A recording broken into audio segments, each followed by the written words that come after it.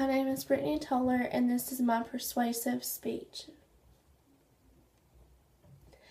Congress should make no law respecting an establishment of religion or prohibiting the free exercise thereof or abridging the freedom of speech or of the press, or of the right of the people peacefully to assemble, and to petition the government for a redress of grievances. That was the First Amendment of the United States Constitution. There are two rights that I will mainly be focusing on, and that is the freedom of speech and press. Living in the land of the free, people believe that they only are open, say whatever they want. However, this is not necessarily true. There is censorship in almost everything we see, hear, and read.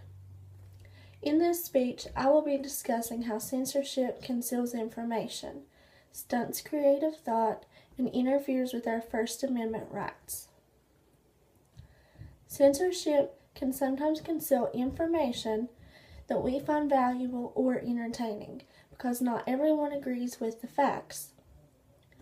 This is even possible with the news. Everybody has the right to hear the news and to know what is happening in the world around us.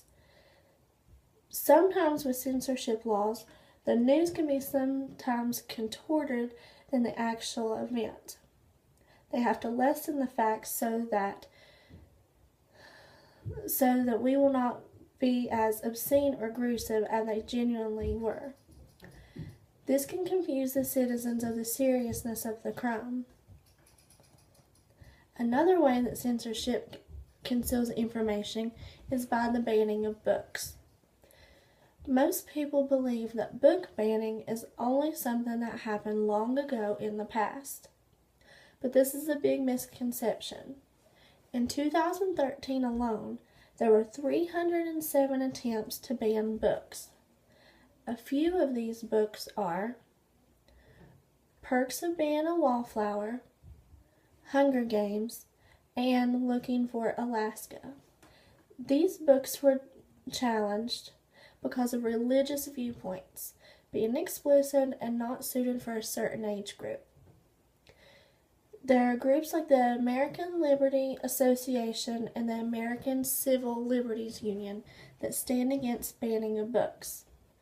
According to Marjorie Hines in her book entitled Not in Front of the Children, Indecency, Censorship, and the Innocence of Youth, published in 2001, censorship is often based on the assumption that children and adolescents must be protected from indecent information that might harm their development, whether in art, in literature, or on a website. No single person or group should decide what is appropriate for people to read. The only person that should be judging books for children are their parents. Books are a form of art that shouldn't be silenced. This brings me to my next point. Censorship dilutes creativity and originality. A person who makes a song, movie, or play, or even a piece of art for some reason. If you wrote a song, you would not want authorities changing the lyrics because they do not like some of your views. Changing the original form of a piece takes away from its meaning and its character. Censorship in media is more lenient than it used to be, but there are still boundaries that need to be removed. According to John Huston in his book entitled Censorship of the American Theater in the 20th Century, which was published in 2003, they worry that actors and audience are porous and that the fiction of the stage might be acted out. Some reasons for censorship are somewhat understandable, but most are not.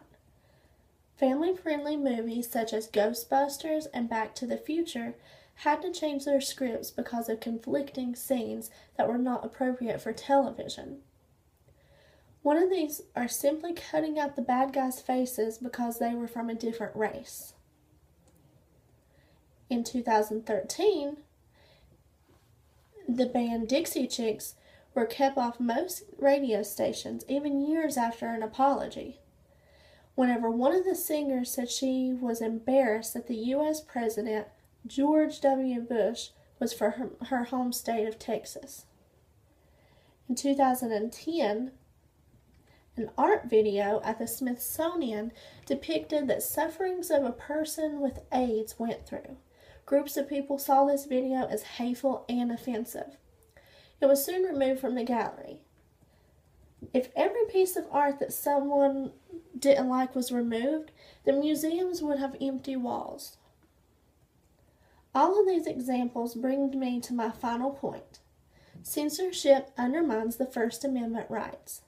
There has been several Supreme Court cases that have come to the conclusion that media, such as newspapers, magazines, movies, and television, are all protected by the freedom of speech. If this is true, then why is it so easily concealed and censored? More and more people are seeing the intrusion of censorship.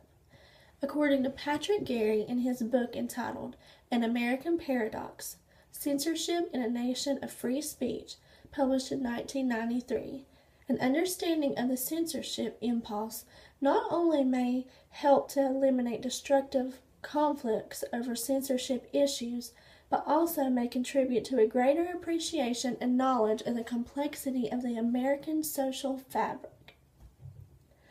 On an online poll, 73% of people said that there should not be censorship, while only 27% of Americans agreed with the current laws.